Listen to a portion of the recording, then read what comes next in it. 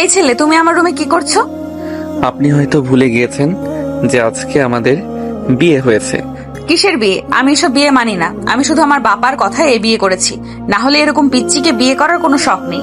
দেখুন, আমাদের বিয়ে হয়েছে, হয়তো বিয়েতে আমাদের মত ছিল না, কিন্তু এখন আমাদের উচিত সবকিছু বাদ দিয়ে নতুন একটা জীবন শুরু করা।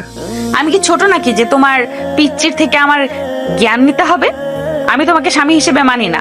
আর যদিও ভুলেও আমার দিকে অধিকার আদায় করার চেষ্টা করেছো, তাহলে তোমার খবর করে দিব। সাইমার এমন কথা শুনে অনেকের রাগ উঠে যায়। সে নিজেকে কন্ট্রোল করে বলে, আমার খেয়ে দেওয়ার কাজ নেই যে আপনার থেকে অধিকার আদায় করব। দেখি সরুন, আমি ঘুমাবো। আজকে সারাদিনে অনেক টায়ার্ড হয়ে গিয়েছি। অনেক সাইমাকে কিছু বলতে না দিয়ে বেডের একপাশে কোলবালিশ জড়িয়ে ধরে শুয়ে পড়ে। সাইমা রাগে ফুঁসতে থাকে। সাইমাও তখন খাটের একপাশে শুয়ে পড়ে। রাতের চাঁদ ডুব দিয়ে সকালে সূর্য আকাশে উকি দিচ্ছে। অনেকের ঘুম ভাঙলে সে দেখে সাইমা তাকে পেছন থেকে জড়িয়ে ধরে রেখেছে। অনেক তখন সাইমাকে ডাকে, এই যে হ্যালো, এই যে সাইমা, শুনছেন? সাইমা একটু নড়েচড়ে উঠে ধীরে ধীরে চোখ খুলেই সাইমা দেখে সে অনেককে জড়িয়ে ধরে রেখেছে। সাইমা তখনই অনেককে ছেড়ে দিয়ে দূরে সরে যায়।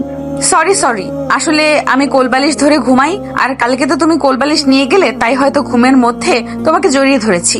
সরি। আচ্ছা, সমস্যা নেই। অনেক উঠে ওয়াশরুমে চলে যায়। তারপর ফ্রেশ হয়ে বের হলে সাইমা ওয়াশরুমে চলে যায়। সাইমা বের হলে অনেক বলে, আচ্ছা, এখন কি আমাদের বের হতে হবে? হ্যাঁ, বের হতে হবে। আচ্ছা, তাহলে চলুন। আমি তো ড্রেস চেঞ্জ করব। ও আচ্ছা, তাহলে আমি চলে যাচ্ছি, সমস্যা নেই। আরে, এইভাবে একা যাওয়ার দরকার নেই। তুমি ব্যালকনিতে যাও, আমার হয়ে গেলে তোমাকে ডাক দিব। তখন সাইমা অনেককে বেলকনিতে পাঠিয়ে দেয়। অনেক বেলকনিতে দাঁড়িয়ে দেখতে পায় তার ও সাইমার বাবা মা বাড়ির গার্ডেনে বসে গল্প করছে। তারা অনেক খুশি। সাইমা অনেককে ডাক দিলে অনেক ভিতরে যায়। আচ্ছা, একটা কথা বলি। কি কথা? আপনাকে তুমি করে ডাকলে কি আপনি রাগ করবেন? কেন? আমি আপনাকে তুমি করে ডাকতে চাই। ঠিক আছে, সমস্যা নেই, কিন্তু তার থেকে বেশি কিছু করার চেষ্টা করো না। তখন অনেক কিছু না বলে রুম থেকে বেরিয়ে সাইমা পিছন দিয়ে বের হয়। অনেক সোজা গার্ডেনে চলে যায়। সাইমাও অনেকের পেছন পেছন চলে যায়। কিরে বাবা, ঘুম কেমন হলো? হ্যাঁ মা, ভালোই হয়েছে। তোমাদের কেমন হয়েছে? হ্যাঁ, একমাত্র ছেলের বিয়ে, আমাদের থেকে শান্তিতে কে ঘুমিয়েছে বল? অনেকের মার কথাই সবাই হেসে ওঠে। আরে মা আমার, কেমন আছো? অনেক কি কোনো সমস্যা করেছে?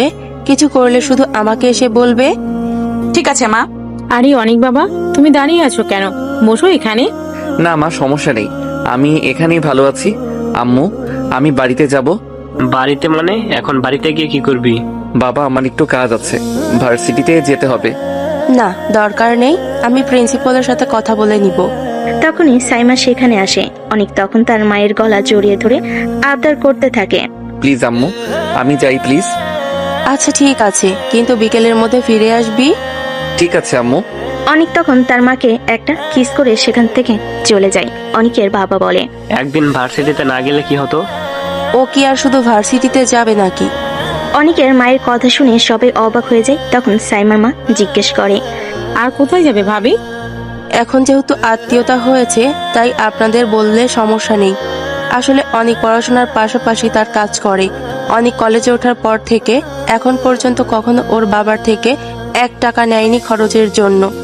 এই কথা শুনে সবাই অবাক হয়ে যায়। সাইমা অনেক অবাক হয়। অনেক তাহলে কি কাজ করে ভাবি? ভাই সাহেবের এত কিছু থাকতে ওর কাজ করার দরকার কি? আমরাও জিজ্ঞেস করছি কি কাজ করে, ও বলছে সময় হলে ও নিজেই বলবে।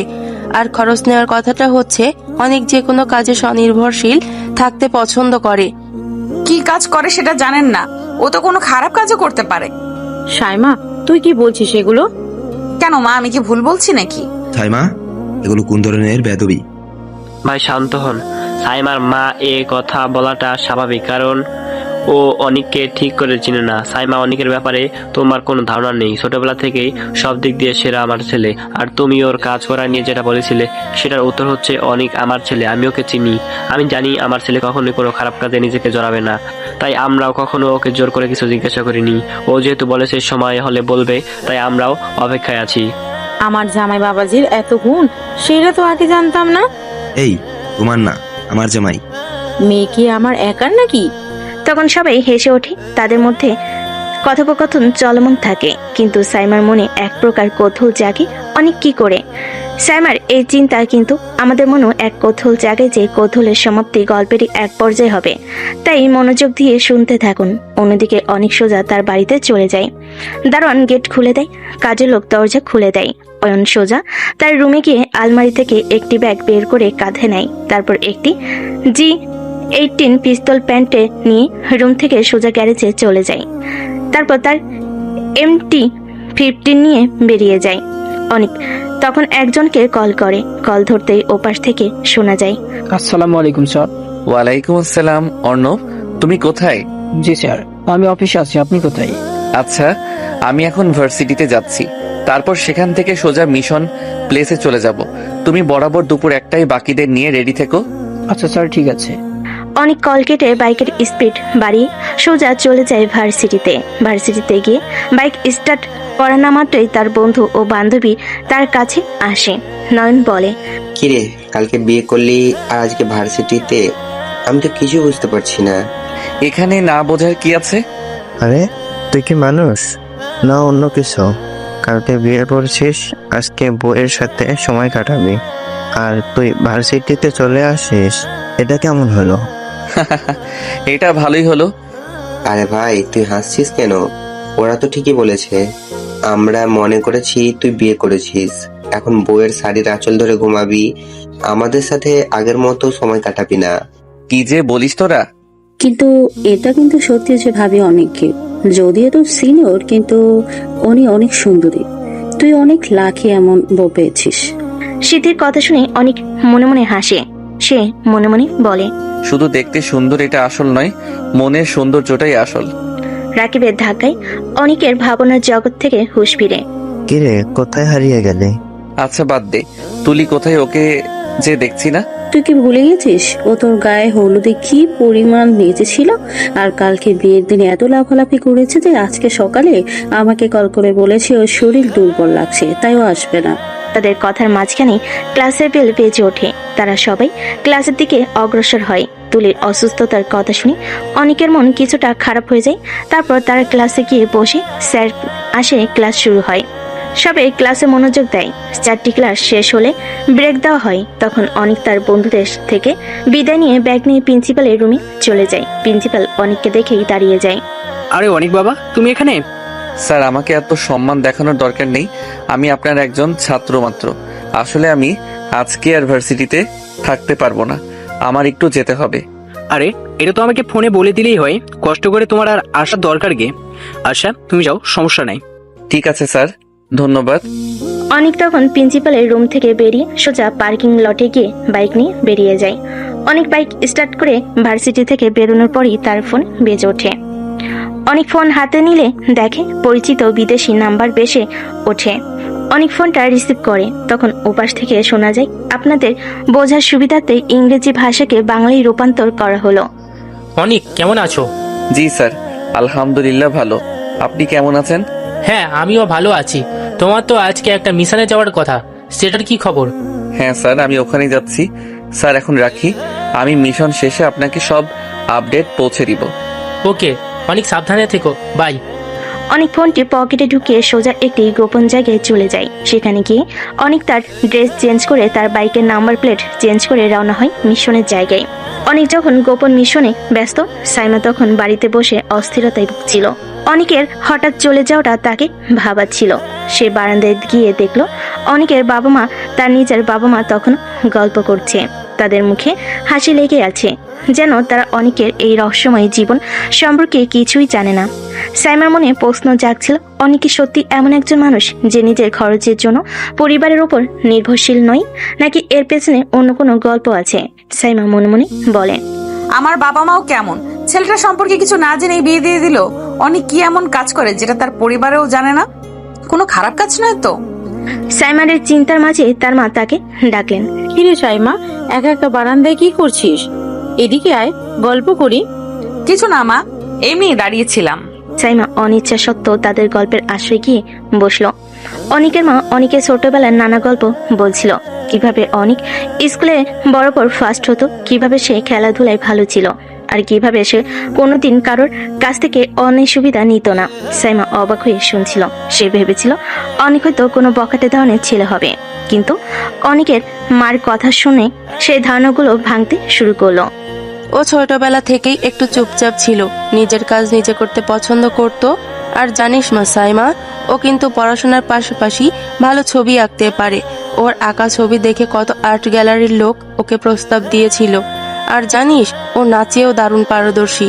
ওর নাচ দেখলেই তুই মুগ্ধ হয়ে যাবি। কত পুরস্কার এনেছে ও, কিন্তু কোনোদিন নিজের ঢাক নিজে পেটাতো না। খুবই নিভৃতচারী। অনেকের মায়ের কথা শুনে সাইমা মনে মনে বলে, ছবি আঁকে, নাচেও পারদর্শী, এটা তো ভাবেনি।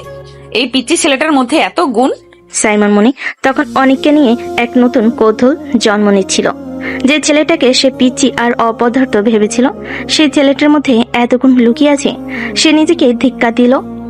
কেন সে এত তাড়াতাড়ি অনেককে বিচার করলো? অন্যদিকে অনেক তার বাইক নিয়ে দ্রুত গতিতে একটি পুরনো নির্জন ওয়ার হাউজের দিকে যাচ্ছিল। সে তার হেলমেট ঠিক করে নিল। তার চোখে এক ভিন্ন দৃঢ়তা ফুটে উঠল। তার পকেটে থাকা G18 পিস্তলটা যেন তার ক্ষমতার জানান দিচ্ছিল। ওয়ার হাউজের কাছাকাছি পৌঁছাতেই সে দেখল অন্যপার বাকি 12 জন লোক আগে থেকেই অপেক্ষা করছে। তাদের পরনে কালো পোশাক, তাদের মুখ ঢাকা। স্যার, আমরা প্রস্তুত। ভালো, তোমরা তোমাদের পজিশন নাও। মনে রাখবে, আজ আমাদের টার্গেট খুবই গুরুত্বপূর্ণ। সামান্য ভুলও আমাদের পুরো মিশন নষ্ট করে দিতে পারে। অনেকের কণ্ঠস্বরে কোনো জড়তা ছিল না, শুধু ছিল একজন পেশাদার মিশনে থাকা মানুষের দৃঢ়তা। সে দ্রুত ওয়ার হাউসের দিকে এগোতে লাগলো। ভেতরে ঢুকতেই দেখা গেল একটি বিশাল হলরুমের মাঝখানে কিছু ড্রাম রাখা আছে। অনেক ইশারায় তার দলের সদস্যদের বিভিন্ন স্থানে অবস্থান নিতে বলল।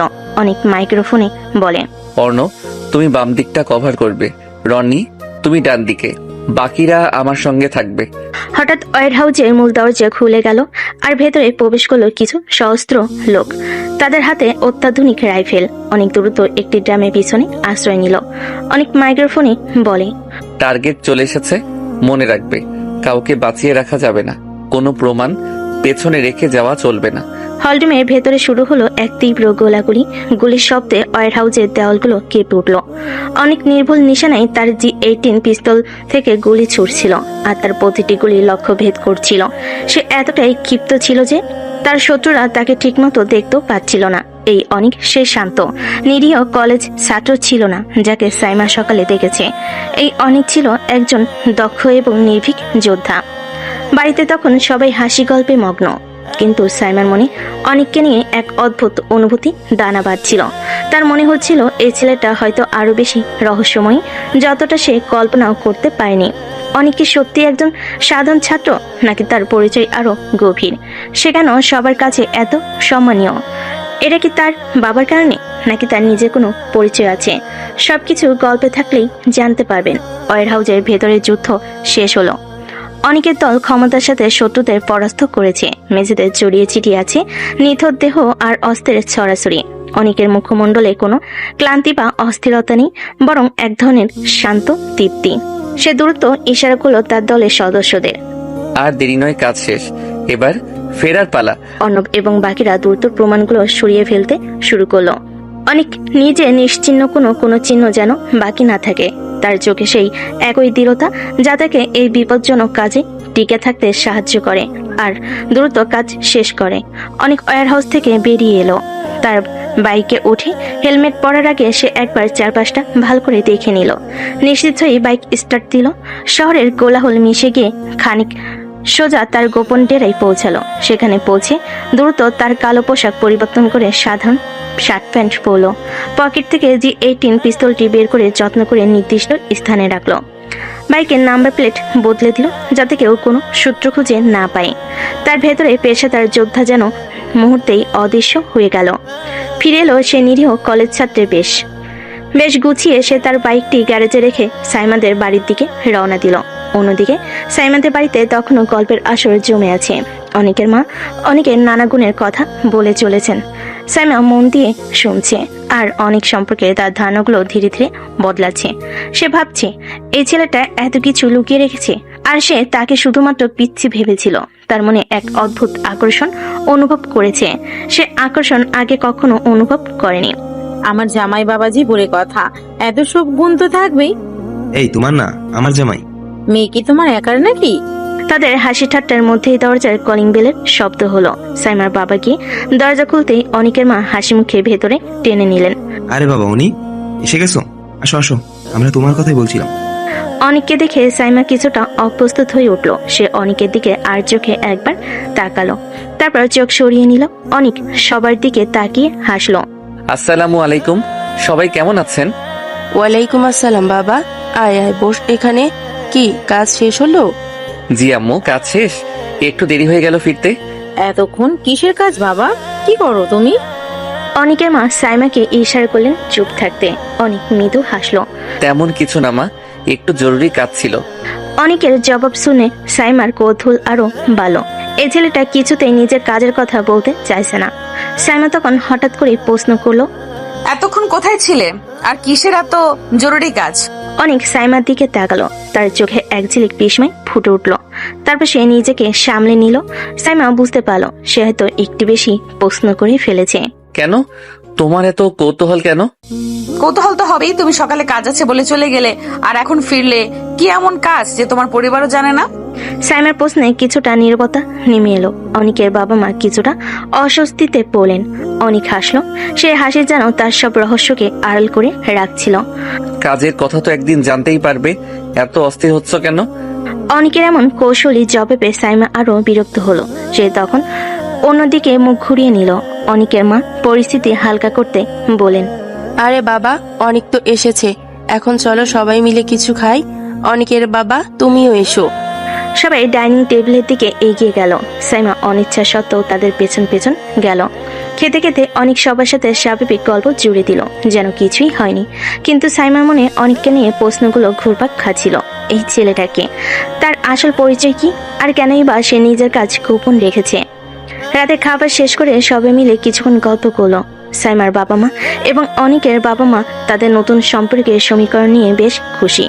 তারা নানা খুনসুটি আর হাসি ঠাট্টায় মেতে উঠলেন। কিন্তু সাইমা এবং অনিক দুজনেই নিজেদের জগতে মগ্ন। সাইমা অনিকের রহস্যময় আচরণ নিয়ে ভাবছিল, আর অনিক যেন তার নিজের জগতে ডুব দিয়েছিল। একসময় অনিকের মা বলেন, তোমরা এখন রুমে যাও, সারাদিন নিশ্চয়ই অনেক ধকল গেছে। সাইমা অনিচ্ছা সত্ত্বেও উঠে দাঁড়ালো। অনেক পেছন পেছন রুমের দিকে গেল। রুমে ঢুকেই সাইমা নিজের বিছানার দিকে এগিয়ে গেল, যেন অনিকের উপস্থিতি তাকে অস্বস্তিতে ফেলছে। অনিক তখন সাইমার দিকে তাকিয়ে হাসলো। আচ্ছা সাইমা, তুমি কি আমাকে আজও কোলবালিশ মনে করে জড়িয়ে ধরবে? অনিকের কথায় সাইমা চমকে উঠল। তার গালে হালকা লালিমা দেখা দিল। কি বলছো এসব? একদম ফালতু কথা বলবে না। কিসের ফালতু কথা? গতকাল তো দেখলে আমাকে না পেলে তোমার ঘুমিয়ে আসে না। অনিক শোনো, আমি শুধু কোলবালিশ ধরে ঘুমাই, আর কালকে তুমি সেটা নিয়ে গিয়েছিলে আর ভুল করে এমন হয়েছে। একদম বাজে কথা বলবে না। ও, তাহলে আমার জন্য তোমার ঘুম নষ্ট হবে?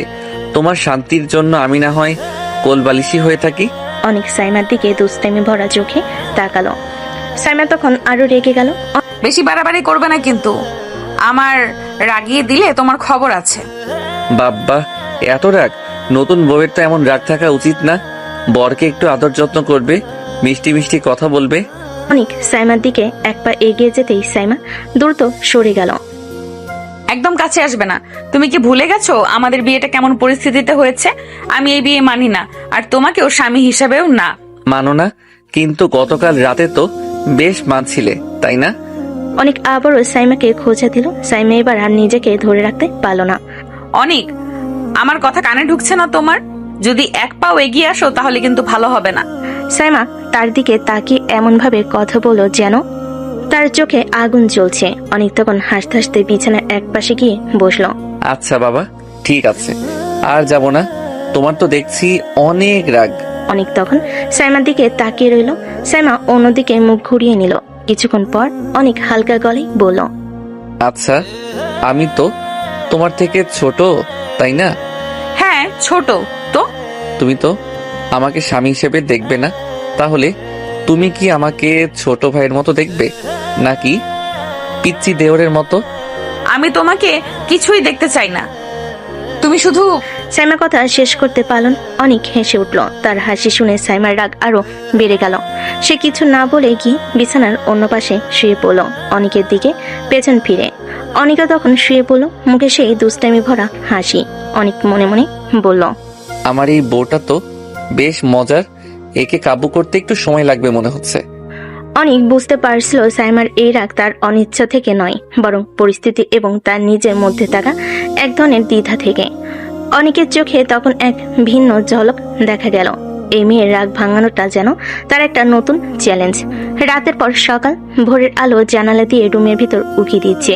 অনেকের ঘুম ভাঙলো, আর মোড়া ভেঙে পাশ ফিরতেই তার চোখ সানা বড়া। সাইমা তাকে পেছন থেকে জড়িয়ে ধরেনি, আজ সে অনেকের বুকের পর মাথা রেখে গভীর ঘুমে মগ্ন। সাইমার চুলগুলো ছড়িয়ে আছে অনেকের বুকে, আর তার মুখে নিষ্পাপ ঘুমন্ত ভাব অনেকের মন ছুঁয়ে গেল। অনেকের মুখে একটু মুচকি হাসি ফুটে উঠল। সে মুগ্ধ চোখে সাইমার দিকে তাকিয়ে রইল। অনেক মনে মনে বলল, বাহ, এই মেয়েটা ঘুমিয়ে থাকলে যেন দেবীর মতো শান্ত আর স্নিগ্ধ লাগে, জেগে থাকলে তো রাগের আগ্নেয়গিরি। অনেক খুব সাবধানে নিজের হাত বাড়িয়ে টেবিল থেকে তার ফোনটি নিল। একবার ফোনটি হাতে নিয়েও সে ছবি তোলার কথা ভাবলো না, শুধু সাইমার ঘুমন্ত মুখের দিকে তাকিয়ে মুচকি হাসলো। অনেক আবার মনে মনে বলে, ঘুমন্ত বউটাকে কত কিউট আর মায়াবী লাগছে, কিন্তু জেগে গেলে রেগে ভূত হয়ে যায়। অনেক ফোনটা এক পাশে রাখলো। তার হাত সাইমার চুলের ওপর দিয়ে আলতো করে বুলিয়ে দিল। সাইমার নরম স্পর্শে অনেকের মনে এক অদ্ভুত ভালো লাগাই ভরে উঠল। এই মুহূর্তে সাইমার যত রাগ, যত দূরত্ব, সব যেন তুচ্ছ মনে হলো। অনেকের মনে হলো এই মুহূর্তটা যদি চিরকাল থাকতো। কিছুক্ষণ পর সাইমা নড়ে চড়ে উঠল। ঘুমের ঘর কাটতে সে ধীরে ধীরে চোখ খুলে সে দেখলো অনেক তার দিকে তাকিয়ে আছে এবং সে অনেকের বুকের উপর ঘুমিয়ে আছে। মুহূর্তে সাইমার মুখের রক্ত যেন জল হয়ে গেল। সে বিদ্যুৎ স্পৃষ্টের মতো অনেকের বুক থেকে সরে গেল। অনেক, তুমি আমার দিকে এভাবে তাকিয়ে আছো কেন? আর আমি তোমার বুকের উপর, কি হচ্ছে এসব? সাইমার মুখ লাল হয়ে গেল। তার চোখে এক ধরনের অস্বস্তি আর বিরক্তি ফুটে উঠল। অনেক তখনও হেসে চলেছে। কি হবে আবার? তুমি তো আমাকে জড়িয়ে ধরে ঘুমাচ্ছিলে, আমি তো শুধু দেখছিলাম। মিথ্যে কথা, আমি একদমই তোমাকে ধরিনি, তুমি হয়তো আমাকে টেনেছো। আমি তো ঘুমিয়েছিলাম, তুমি তো নিজে এসে আমার বুকে মাথা রেখে ঘুমালে। অনেকের কথা শুনে সাইমার চোখ বড় বড় হয়ে গেল। সে রাগে ফুঁসতে ফুঁসতে অনেকের দিকে এগিয়ে এলো। অনেক বুঝতে পারলো সাইমার রাগ তখন চরমে। সে দ্রুত বিছানা থেকে উঠে দাঁড়ালো। আরে শান্ত হও, রাগলে তোমাকে আরো বেশি সুন্দর লাগে, কিন্তু তাই বলে এত রাগ? আচ্ছা বাবা, আমি ওয়াশরুমে যাচ্ছি, তুমি ফ্রেশ হয়ে নাও। অনেক আর কোনো কথা না বলে ওয়াশরুমের দিকে হাঁটা দিল। সাইমার রাগে চোখ বন্ধ করে একটা দীর্ঘশ্বাস ফেলল। এই ছেলেটা তাকে দিনে দিনে আরো বেশি বিরক্ত করছে, কিন্তু তার মনে কোথাও একটা চাপা হাসি ফুটে উঠল। অনেকের দুষ্টামিগুলো তার খারাপ লাগছিল না, বরং এক নতুন অনুভূতি দিচ্ছিল। সাইমা মনে মনে বলে, ছি, কেমন লজ্জা লাগছে। আমি কি সত্যি ওকে এইভাবে জড়িয়ে ধরেছিলাম?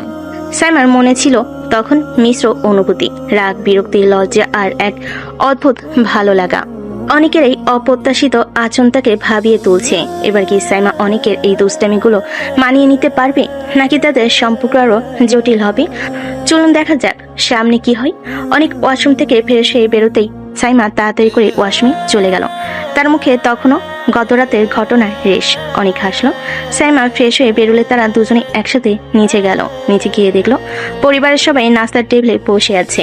সাইমার মা তাদের দেখে হাসি মুখে ইশারা করলেন বসতে। তারা দুজনে টেবিলে গিয়ে বসলো। নাস্তা করার এক পর্যায়ে অনেকের বাবা সাইমাকে উদ্দেশ্য করে বলেন, সাইমা মা, তুমি তৈরি হয়ে নিও। কিন্তু কেন বাবা? আজকে থেকে তোমাকে তোমার নতুন ঠিকানায়, অর্থাৎ তোমার শ্বশুর বাড়িতে থাকতে হবে, যেটা এখন তোমার নিজেরই নতুন বাড়ি। অনেকের বাবার কথাই সাইমার মুখটা ফ্যাকাশে হয়ে গেল। সে ইতস্তত করে বলল, কিন্তু বাবা, এত তাড়াতাড়ি? অনেকের মা তখন সাইমার হাত ধরে বললেন, সাইমা, একদিন তো যেতেই হবে, এখন তাড়াতাড়ি বলে লাভ নেই।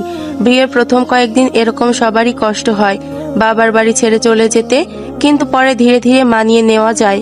সাইমার মা কাছে সে তার মাথায় হাত বুলিয়ে বলেন, আর বারণ করিস না মা। মায়ের কথায় সাইমার চোখ ভিজে উঠল। সে কোনো মতে বলল না। আচ্ছা, আমি তৈরি হয়ে নিব। নাস্তা শেষে সাইমা আর অনেক তাদের রুমে গেল। সাইমা তখনও মনমরা হয়েই ছিল। সে আলমারি খুলে তার জামা কাপড় গোছাতে লাগলো এবং কিছু গুরুত্বপূর্ণ জিনিসপত্র ব্যাগে ভরতে শুরু করলো। অনেক লক্ষ্য করলো সাইমার মন খারাপ। সে চুপচাপ সাইমার পাশে গিয়ে দাঁড়ালো। মন খারাপ করছো কেন? একদিন তো যেতেই হবে। সাইমা কোনো উত্তর দিল না, শুধু নীরবে তার জিনিস গোছাতে লাগলো। অনেক সাইমার কাঁধে আলতো করে হাত রাখলো। এভাবে কাঁদছো কেন? আমি তো আছি। সাইমা অনেকের হাত সরিয়ে দিল। তার চোখ দিয়ে 2 ফোঁটা জল গড়িয়ে পড়লো। অনেক বুঝতে পারলো সাইমার এই মুহূর্তে কোনো সান্ত্বনা ভালো লাগবে না। সে আর কিছু না বলে চুপ করে বসে রইল। সবকিছু গুছিয়ে প্রায় 11টার দিকে সাইমান তার নতুন ঠিকানার উদ্দেশ্যে বের হলো। বিদায় বেলায় সাইমা তার মাকে জড়িয়ে ধরে কান্নায় ভেঙে পড়ল। মা, আমি কিভাবে থাকবো তোমাদের ছাড়া? আমার খুব কষ্ট হচ্ছে। আহা মা আমার, কেঁদো না, এটাই তো নিয়ম। সব মেয়েকেই একদিন নিজের বাড়ি ছেড়ে যেতে হয়। আমরা তো সব সময় তোমার পাশেই আছি। আর অনেক তো আছে তোমার সাথে, ও খুব ভালো ছেলে, দেখিস ও তোকে অনেক ভালোবাসবে। আমার কেন জানি খুব ভয় লাগছে মা। ভয় কিসের মা? সব ঠিক হয়ে যাবে। যখনই মন খারাপ হবে আমাদের ফোন করবি, আমরা তো আছি। সাইমার মা তাকে বুকে টেনে নিয়ে সান্ত্বনা দিলেন। সাইমা অশ্রুসিক্ত চোখে সবাইকে বিদায় জানিয়ে গাড়িতে গিয়ে বসলো। গাড়িতে বসেও তার মন খারাপ ছিল, সে হালকা কাঁদছিল। অনেক ড্রাইভিং সিটে বসে একবার সাইমার দিকে তাকালো। সাইমার ভেতরে কষ্টটা সে বুঝতে পারছিল। কিছুক্ষণ পর গাড়ি অনেকের বাড়ির সামনে এসে থামলো। বিশাল সিমসাম বাড়িটা দেখে সাইমা একটা দীর্ঘশ্বাস ফেললো। আজ থেকে এটাই তার নতুন ঠিকানা, নতুন একটা জীবন, অজানা একটা যাত্রা। অনেক আর সাইমা গাড়ি থেকে নামলো। তাদের পেছন পেছন বাকিরাও সবে মিলে বাড়ির ভিতর প্রবেশ করলো। অনেকের মা হাসি মুখে সাইমার দিকে এগিয়ে এলেন। এসো মা সাইমা, এটাই তোমার নতুন বাড়ি, নিজের বাড়ি মনে করবে। জি মা। আর চিন্তা করো না, এখানে সবাই তোমাকে ভালোবাসবে। কোনো কিছুর দরকার হলে আমাকে বলতে দ্বিধা করবে না। ঠিক আছে মা। কথা শেষ হলে সাইমা অনেকের পিছে পিছে তাদের রুমে গেল। রুমে ঢুকে সাইমা পুরোই অবাক হয়ে গেল। অনেকের রুমটি খুব সুন্দর গোছানো এবং অনেক সুন্দর ছিল। চারিদিকে দেওয়ালের পেন্টিং, মোটিভেশনাল স্পিচ লাগানো, সুন্দর ফার্নিচার ও লাক্সারিয়াস ডিজাইন, সবকিছু মিলে রুমটি ছিল পুরাই পারফেক্ট। সাইমার মনে পড়ল অনেকের মায়ের কথাই, আমার ছেলে সব দিক থেকে পুরাই পারফেক্ট। অনেকের রুমটি যেন তারই একটি প্রতিফলন। সাইমা তার ব্যাগ থেকে জামা কাপড় বের করতে শুরু করলো। অনেক আলমারির একটি সাইড খালি করে দিল। সাইমা নিজের জামা কাপড় গোছাচ্ছিল আর অজান্তেই তার নিজের বাড়ির কথা মনে পড়ছিল। পুরনো স্মৃতিগুলো তার চোখের জল এনে দিল। সাইমার অজান্তেই তার চোখ দিয়ে 2 ফোঁটা পানি গড়িয়ে পড়ল। সে তখন সামনের দিকে ফিরতে অনেক লক্ষ্য করলো সাইমার চোখে পানি। অনেক বুঝতে পারলো সাইমার চোখে পানি আসার কারণ। সে ধীর পায়ে সাইমার কাছে এগিয়ে গেল। কি হলো, কাঁদছো কেন? তোমার কি খুব খারাপ লাগছে? সাইমা কোনো উত্তর না দিয়ে শুধু মাথা নাড়ল। অনেক সাইমার কাঁধে হাত রাখলো। ঠিক তখনই সাইমা অনেককে সজোরে জড়িয়ে ধরে কান্নায় ভেঙে পড়ল। অনেক বুঝতে পারলো সাইমার মনে অনেক কষ্ট জমে আছে। সে আলতো করে সাইমার পিঠে হাত বুলিয়ে সান্ত্বনা দিতে লাগলো। কেঁদো না, সব ঠিক হয়ে যাবে, আমি তো আছি তোমার পাশে। কিছুক্ষণ পর সাইমা নিজেকে সামলে অনেককে ছেড়ে দিল। সে কিছুটা অপ্রস্তুত হয়ে অনেকের দিকে তাকিয়ে বলল, সরি, আমি অনেক ইমোশনাল হয়ে গিয়েছিলাম, তাই জড়িয়ে ধরেছি, কিছু মনে করো না। না, সমস্যা নেই, যখনই মন খারাপ হবে আমাকে জড়িয়ে ধরতে পারো, আমি আছি। তুমি কি মজা নিচ্ছ? অনেকের কথা শুনে সাইমা কিছুটা অবাক হলো। তার চোখে এক ঝলক হাসি দেখা গেল। অনেকের এই সহানুভূতিশীল আচরণ তার মনে এক নতুন অনুভূতি জাগিয়ে তুলল। হয়তো এই পিচ্চি ছেলেটা ততটাও খারাপ না যতটা সে ভেবেছিল। এই নতুন বাড়িতে সাইমার জীবন কেমন কাটবে? অনেকের এই অনুভূতি কি সাইমার প্রতি তার মনোভাব বদলে দেবে? সামনে দেখা যাবে কি হয়। সেদিন রাতে ডিনারের সময় অনেকের বাবা অনেককে উদ্দেশ্য করে বলেন, অনেক, সাইমাকে কালকে তোদের ভার্সিটিতে ভর্তি করিয়ে দিস। অনেক তার বাবার কথাই সম্মতি জানিয়ে মৃদু হাসলো। জি বাবা, কালকেই নিয়ে যাব। এরপর রাতের খাবার শেষে তারা রুমে ফিরল। সাইমার মন অনেকটা শান্ত হলো। অনেকের দুষ্টামি তখনও অব্যাহত। রুমে ঢুকেই অনেক দুষ্টামি ভরা চোখে সাইমার দিকে তাকালো। আচ্ছা সাইমা, আজ রাতে কি আমার বুকের উপর ঘুমানোর প্ল্যান আছে, নাকি কোলবালিশ ধরে ঘুমাবে? অনেক, একদম বাজে কথা বলবে না। আমি কোথায় ঘুমাবো সেটা আমার ব্যাপার, তুমি নিজের জায়গায় যাও। অনেক এক পা এগোতেই সাইমা দ্রুত সরে গেল। আহা, এত দূরে কেন? কাছে এসো না, সারাদিন তো ছিলে না, একটু গল্প করি। গল্প করার কোনো দরকার নেই, তুমি নিজের জায়গায় যাও বলছি। অনেক হেসে বলল, ইস, আমার রাগী বউ, রাগলে তো আরো সুন্দর লাগে। অনেক বাড়াবাড়ি করলে কিন্তু ভালো হবে না। অনেক সাইমার রাগ দেখে আরো হাসলো। তারপর বিছানার এক পাশে গিয়ে শুয়ে পড়লো। সাইমা অন্যদিকে মুখ ফিরিয়ে শুয়ে পড়লো। এই নতুন পরিবেশে অনেকের এই স্বাভাবিক দুষ্টামি ভরা আচরণ যেন সাইমার একাকিত্ব কিছুটা হলো দূর করে দিচ্ছিল। পরের দিন সকাল, আজও একই দৃশ্য। অনেকের ঘুম ভাঙতে দেখলো সাইমা তার বুকের উপর মাথা রেখে শান্তিতে ঘুমোচ্ছে। অনেক হেসে সাইমার কপালে আলতো করে একটা চুমু খেলো। অনেক মনে মনে বলে, আমার এই রাগী বউটা ঘুমিয়ে থাকলে যেন অন্যরকম হয়ে যায়, কি মায়াবী লাগে। কিছুক্ষণের মধ্যেই সাইমার ঘুম ভাঙলো। চোখ খুলে এসে দেখলো অনেক তার সামনের দিকে তাকিয়ে হাসছে। সাইমার সঙ্গে সঙ্গে চমকে উঠে অনেকের বুক থেকে সরে গেল। অনেক, তুমি এইভাবে তাকিয়েছিলে কেন? আর আমি? কি ঘুম ভাঙতে এমন রেগে ভূত হয়ে গেলে? গতকাল রাতে তো বেশ আরাম করে ঘুমোলে আমার বুকে। অনেক, একদম বাজে কথা বলবে না। আমি ভুল করে এমন করেছি। অনেক হেসে উঠে ওয়াশরুমে চলে গেল। সাইমার আগে ফুসতে ফুসতে উঠে বসলো। সকালে নাস্তা সেরে তারা দুজনেই ভার্সিটির উদ্দেশ্যে বেরোনোর জন্য প্রস্তুত হলো। অনেক তার বাইকের চাবি নিতে নিতে সাইমাকে বলল, তুমি দাঁড়াও, আমি বাইকটা নিয়ে আসছি। না, দরকার নেই, আমি তোমার সাথে যাব না। কিন্তু কেন, কি হয়েছে? না, এমনিতেই যাব না, ভালো লাগছে না। তাহলে যাবে কিভাবে? আমি গত রাতে বাবাকে বলে রেখেছি। উনি বলেছেন আমাকে একজন ড্রাইভার দিবেন। উনি আমাকে ভার্সিটিতে আনা নেওয়া করবেন। অনেক কিছুটা হতাশ হলো। সাইমার সাথে আরো কিছুটা সময় কাটানোর সুযোগ হাতছাড়া হয়ে গেল। কিন্তু সে মুখে হাসি টেনে বলল, আচ্ছা ঠিক আছে, তোমার যেভাবে সুবিধা হয়। ড্রাইভার তখনও আসেনি, তাই সাইমা অপেক্ষা করছিল। অনেক তখন তার বাইকটি নেওয়ার জন্য গ্যারেজে ঢুকলো। সাইমা তার পিছে পিছে গ্যারেজে ঢুকতে তার চোখ দুটো বড় বড় হয়ে গেল। সে অনেকের এত দামি গাড়ি এবং বাইকের কালেকশন দেখে অবাক হয়ে গেল।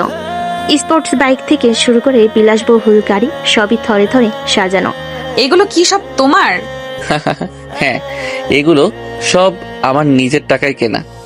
অনেকের কথা শুনে সাইমা অবাকের পর অবাক হলো। একজন কলেজ ছাত্র এত টাকা কিভাবে উপার্জন করে? তার রহস্যময় জীবনের আরেকটা দিক যেন সাইমার সামনে উন্মোচন হলো। অনেক তখন একটি R15 বাইকে স্টার্ট দিয়ে সাইমাকে বলে, তাহলে ভার্সিটিতে দেখা হচ্ছে।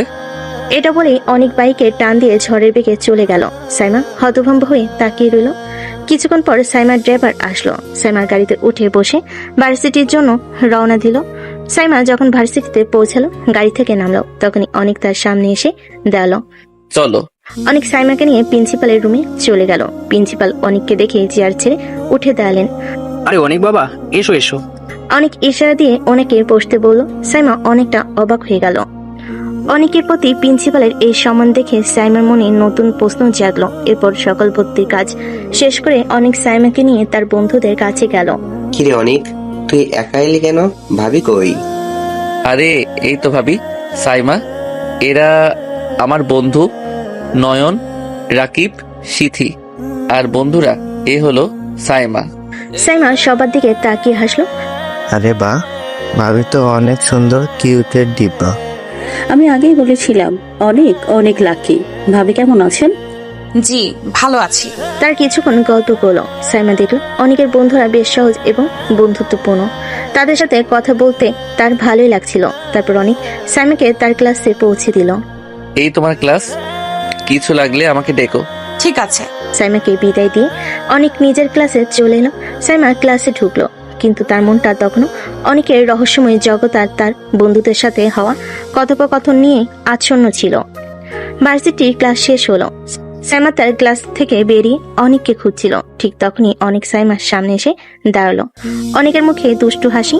সে সাইমার দিকে তাকিয়ে জিজ্ঞেস করলো, কি বউ, আমাকে খুঁজছিলে তাই না? আমার আর খেয়ে দেয়ে কাজ নেই। সাইমা অনেককে আর কিছু না বলে সোজা গিয়ে গাড়িতে উঠে পড়লো। অনেক তাকে পেছন থেকে কয়েকবার ডাকলো। সাইমা পাত্তা না দিয়ে সোজা গাড়িতে উঠে পড়লো। সাইমার এমন আচরণ দেখে অনেক কিছুটা কষ্ট পেল। সে একটা দীর্ঘশ্বাস ফেলে তার বাইকের দিকে এগিয়ে গেল। তারপর অনেক সোজা তার অফিসে চলে গেল। গেট দিয়ে ঢুকতেই দারোয়ান স্যালুট করলো। অফিসের ভিতর ঢুকলে সবাই তাকে স্যার বলে কুশল বিনিময় করলো। অনেক গিয়ে তার কেবিনে বসলো। তখন সেখানে অর্ণব আসলো। May I come in sir? হ্যাঁ, আসো। অর্ণব হাতে কয়েকটা ফাইল নিয়ে ভেতরে আসলো। স্যার, আমাদের এই 4টি ফাইল কমপ্লিট হয়েছে। এই সবগুলো মিশন আমরা ভালোভাবে কমপ্লিট করতে পেরেছি। এখন বাকি একটি ফাইল নতুন এসেছে। এটা হচ্ছে GZ গ্রুপ ফাইল। কেউ তাদের ব্যাপারে কোনো খোঁজ খবর জানে না। এখন এনএসআই হেড অফিস থেকে আমাদের সিআইডিতে এই কেসটি সলভ করার জন্য রিকোয়েস্ট করা হয়েছে, আর আমেরিকার হেড অফিস থেকে আপনাকে এই কেসটি সলভ করার জন্য রিকোয়েস্ট করা হয়েছে। আচ্ছা ঠিক আছে, তুমি যাও, আমি দেখছি। আর এই ফাইলটার একটা কপি আমার জিমেইলে পাঠিয়ে দাও। অর্ণব ঠিক আছে বলে রুম থেকে চলে গেল। তারপর অনেক একটি দীর্ঘশ্বাস ফেলে ফাইলটি হাতে নিল। ফাইলটি দেখছিল, তখনই তার চোখ আটকে গেল ফাইলের নামের উপরে থাকা একটি নামে উপর। নামটি ছিল সাইম চৌধুরী, যাকে জিজেড গ্রুপের লিডার হিসেবে ধরা হয়েছে এবং যার নামে সবচেয়ে বেশি মামলা রয়েছে। অনেকের মনে আসলে যে সাইমাদের ফ্যামিলি টাইটেল হচ্ছে চৌধুরী আর সাইমার বড় ভাইয়ের নাম হচ্ছে সাইম চৌধুরী। অনেকের কিছুটা সন্দেহ হলো, এটাই কি সেই সাইম চৌধুরী? অনেক ফাইলে থাকা সাইম চৌধুরীর সম্পর্কে যত তথ্য আছে সবগুলো ছবি তুলে নিল। তারপর ছবিগুলো এক জায়গায় পাঠিয়ে কল করলো অনেক ফোনে। যত তথ্য দিয়েছি এই সকল তথ্যের ভিত্তিতে লোকটির একটি ছবি খুঁজে বের করো। কথাটি বলেই অনেক ফোন কেটে দিল। তারপর অনেক চেয়ার থেকে উঠে দাঁড়ালো, কেবিন থেকে বেরিয়ে তার বাইক নিয়ে আবার বাড়ির উদ্দেশ্যে রওনা হলো। বাড়িতে পৌঁছে অনেক বাইক পার্কিং করে বাড়িতে প্রবেশ করলো। তখনই সাইমা তার সামনে এসে দাঁড়ালো। এতক্ষণ কোথায় ছিলে? এমনিতে তেমন কিছু না, অল্প একটু কাজ ছিল আর কি। কি কাজ বলো আমাকে? অনেকের কথা এড়িয়ে যাওয়ার চেষ্টা করলো, কিন্তু সাইমা একের পর এক প্রশ্ন করতে লাগলো। তুমি তো সবসময় বলো কাজ ছিল, কিন্তু কি কাজ তা কখনো বলো না। তুমি কি কিছু লুকাচ্ছ আমার থেকে? আরে না, তেমন কিছু না। এখন এসব নিয়ে কথা বলতে ইচ্ছে করছে না, আমি একটু ফ্রেশ হয়ে আসি। ঠিক তখনই অনেকের মা সেখানে এসে সাইমাকে থামালেন। আহা সাইমা এসেছে তো, এখন একটু ফ্রেশ হতে দাও। এভাবে অনেক দ্রুত রুমে চলে গেল। সাইমা অনেকের মায়ের দিকে তাকিয়ে রইল। তার মনে তখনও সাইম চৌধুরীকে নিয়ে ঘুরপাক খাচ্ছিল। এক অজানা আশঙ্কার মেঘ। সাইমা কি অনেকের রহস্যময় জীবনের গভীরে প্রবেশ করতে পারবে, নাকি এই রহস্য তাদের সম্পর্কে নতুন দেওয়াল তৈরি করবে? জিজেড গ্রুপের সাইম চৌধুরী কি সত্যি সাইমার ভাই? সবকিছুর উত্তর জানতে হলে গল্পের সাথেই থাকুন। অনেক রুমে চলে যেতেই সাইমা গভীর চিন্তায় মগ্ন হয়ে গেল। সাইম চৌধুরী, জিজেড গ্রুপ, এই সব কিছুর সাথে তার অনেকের কি সম্পর্ক? অনেকের রহস্যময় জীবন যেন আরো জটিল হয়ে উঠেছে। সাইমা মনে এক মিশ্র অনুভূতি, রাগ, কৌতূহল আর এক অজানা আকর্ষণ।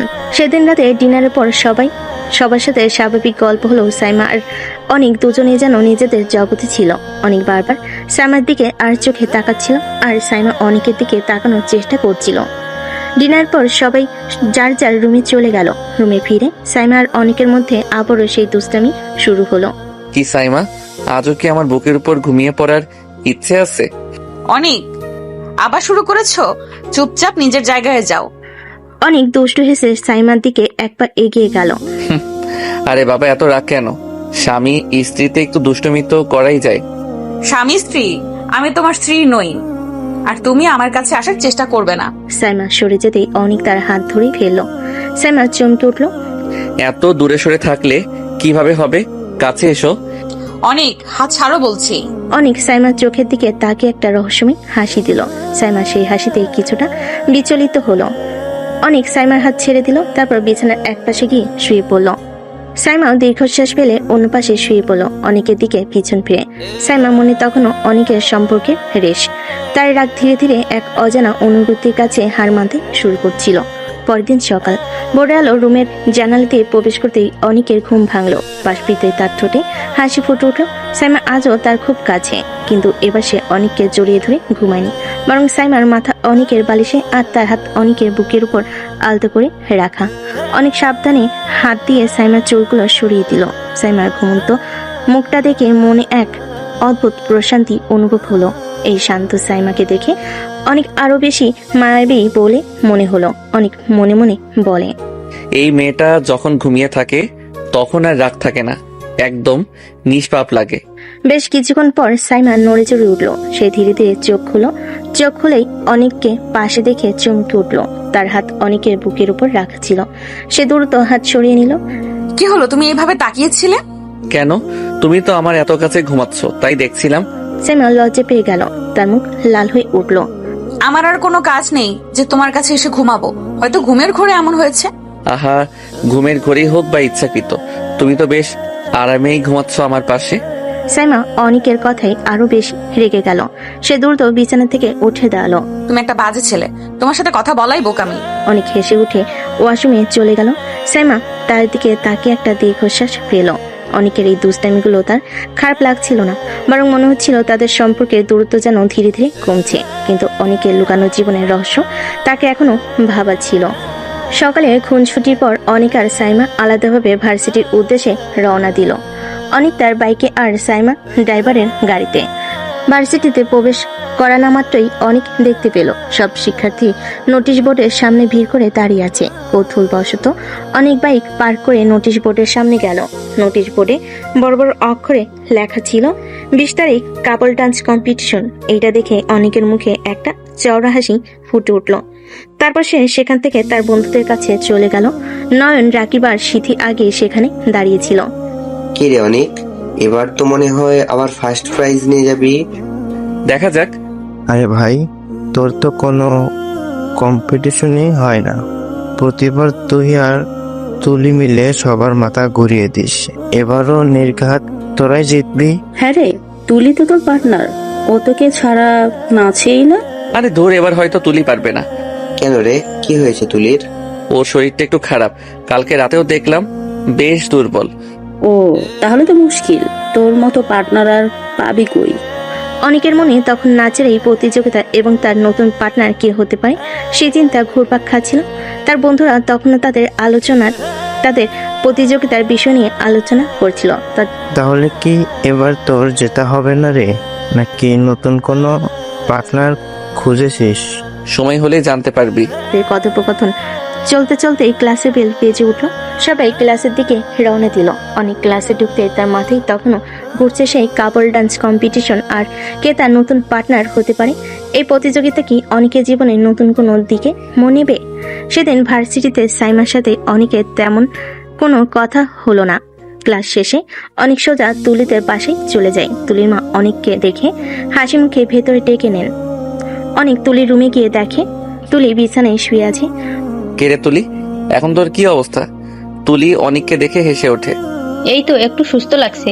আজকে ভার্সিটিতে যাব মনে করেছিলাম, কিন্তু দেরি হয়ে গিয়েছে, তাই আর যাইনি। কালকে যাব ইনশাল্লাহ। আলহামদুলিল্লাহ, আলহামদুলিল্লাহ। আল্লাহ তোমাকে অনেক ধন্যবাদ, আমি চিন্তামুক্ত হলাম। কি রে, কি হয়েছে? আজকে ভার্সিটির এই বছরের ডান্স কম্পিটিশনের নোটিশ দিয়েছে, আর তুই অসুস্থ, তাই আমি চিন্তায় পড়ে গিয়েছিলাম। কে যে পার্টনার হবে সেটা নিয়ে ভাবছিলাম। এখন তো আর কোনো সমস্যা নেই, আমরাই ফার্স্ট প্রাইজ নেব, তুই চিন্তা করিস না। দেখা যাক। আচ্ছা তুই বিশ্রাম নে আর একটু হাঁটাচলা করিস, না হলে ঠিক করে নাচতে পারবি না। আচ্ছা আচ্ছা, আমি তাহলে আজকে যাই, কালকে ভার্সিটিতে দেখা হবে। কিছু খেয়ে যা। তুই তো জানিস আমাকে এগুলো বলে লাভ নেই। আচ্ছা আমি গেলাম। আচ্ছা বাই। অনেক তুলির বাসা থেকে বেরিয়ে নিজের বাইকে চড়ে বসলো। বাইক চালাতে চালাতে তখনও তার মাথায় ঘুরপাক খাচ্ছিল জিজেট গ্রুপের ফাইল আর সাইম চৌধুরীর কথা। সেই তথ্যগুলো ধরে লোকটির আসল পরিচয় জানার একটা সুযোগ এবার মিলবে। তবে আপাতত তার সব মনোযোগ ডান্স কম্পিটিশনের দিকেই ছিল। তুলি সুস্থ হয়ে যায়, অনেকের মুখে স্বস্তির হাসি ফুটলো। তুলির বাসা থেকে বেরিয়ে অনেক বাইকে করে সোজা বাড়ির দিকে রওনা দিল। তার মনে তখনও তুলির সুস্থ হওয়ার স্বস্তি, কিন্তু তার পাশে সাইমার শূন্যতা তাকে কিছুটা অন্যমনস্ক করে তুলল। বাড়ি পৌঁছে অনেক বাইক পার্ক করে ঘরে ফিরল। সাইমা তখন লিভিং রুমে বসে বই পড়ছিল। অনেককে দেখে সে একবার ডাকলো, তারপর আবার বইয়ে মনোনিবেশ করলো। ডিনারের পর সবাই যার যার রুমে ফিরল। সাইমার রুমে ঢুকে দেখলো অনেক ফোনে কিছু একটা করছে। সাইমা তখন দ্বিধা কাটিয়ে অনেকের দিকে এগিয়ে গিয়ে বলল, আজ তো ভার্সিটিতে দেখলাম 20 তারিখ কাপল ডান্স কম্পিটিশন। অনেক ফোন থেকে মুখ তুলে সাইমার দিকে তাকালো। তুমি কি অংশগ্রহণ করবে নাকি? মায়ের থেকে শুনেছিলাম তুমি নাকি অনেক ভালো ডান্স করো। যাক, অংশগ্রহণ করি কিনা। যদি করো তাহলে তোমার পার্টনার কে হবে? অনেক সাইমার দিকে দুষ্টেমি ভরা চোখে তাকালো। সে ধীরে ধীরে সাইমার দিকে এগিয়ে গেল।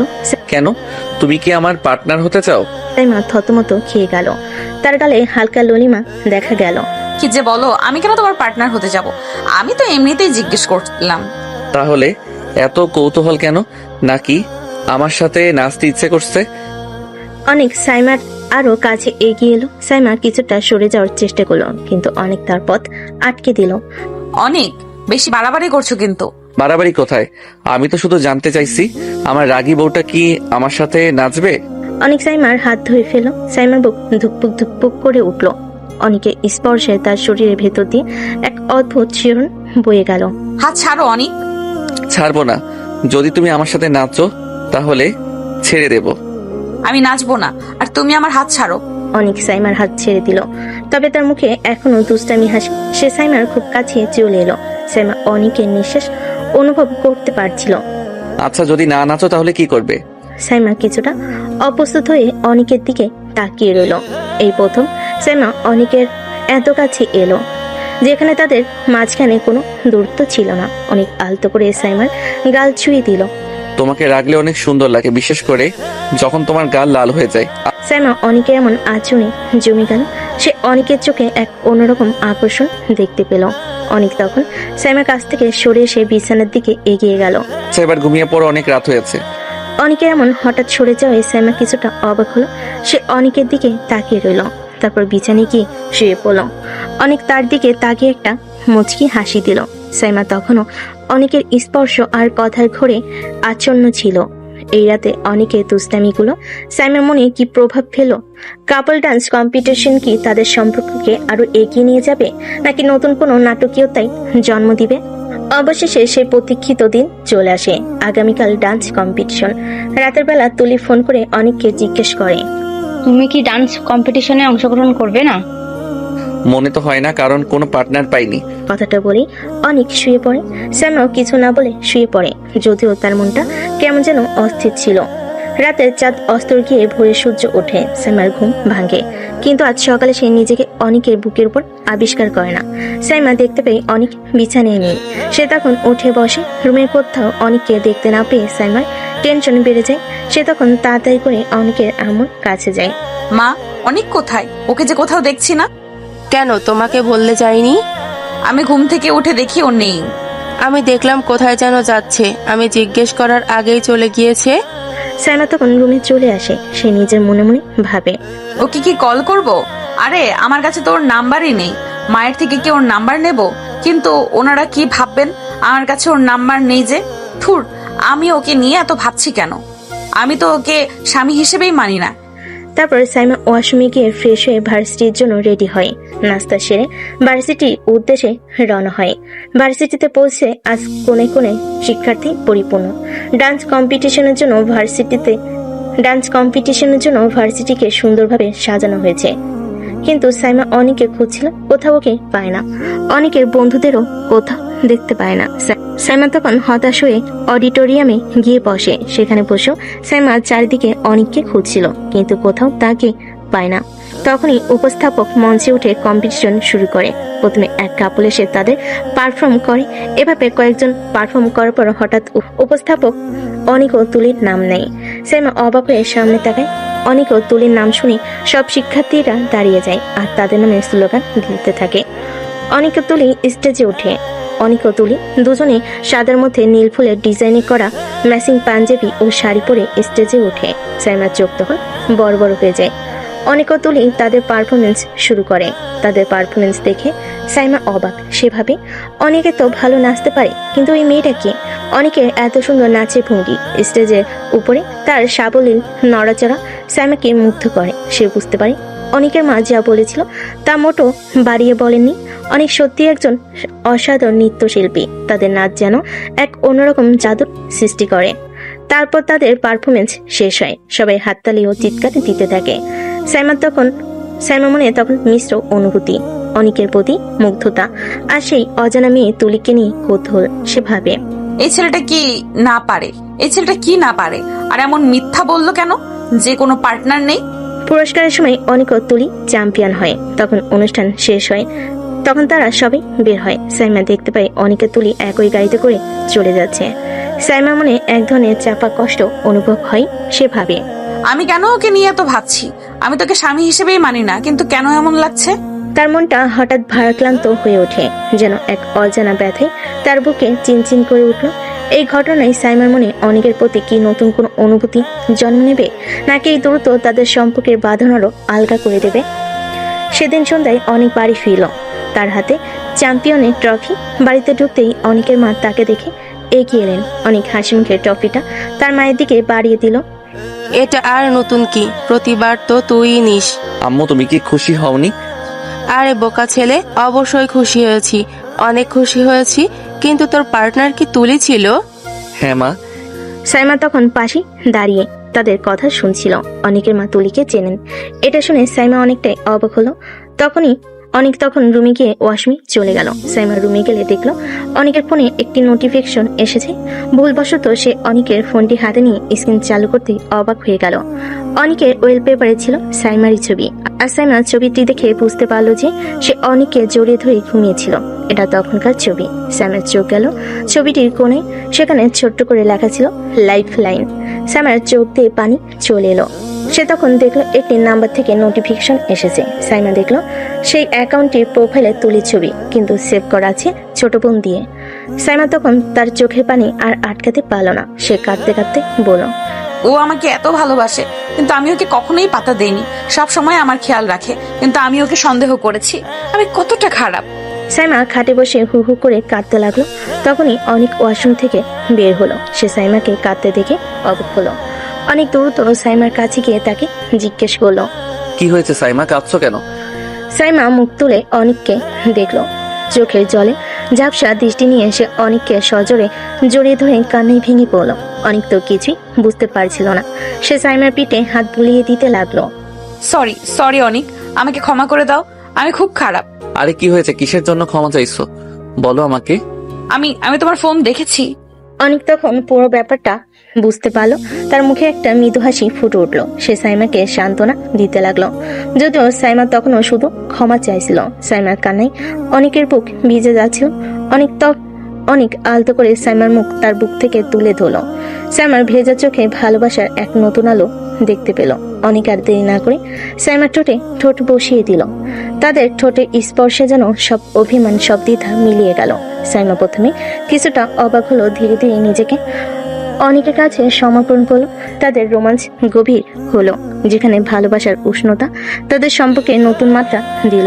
অনেকের হাত সাইমার কোমর জড়িয়ে ধরলো, আর সাইমা অনেকের গলায় হাত রেখে তাকে আরো নিবিড়ভাবে আঁকড়ে ধরলো। এই চুম্বন শুধু দুটি শরীরকে নয়, দুটি আত্মাকে মিলিয়ে দিল, যা এতদিন ভুল বোঝাবুঝি আর রহস্যের আড়ালে ঢাকা ছিল। তাদের হৃদয়ের স্পন্দন যেন এক হয়ে গেল। সাইমা অনেকের ঠোঁট ছাড়ার কোনো নামগন্ধ নেই। অনেক সাইমাকে কোলে নিয়ে বিছানায় নিয়ে যায়। সাইমা অনেকের মাথা শক্ত করে ধরে তার ঠোঁটে ঠোঁট বসিয়ে রাখে।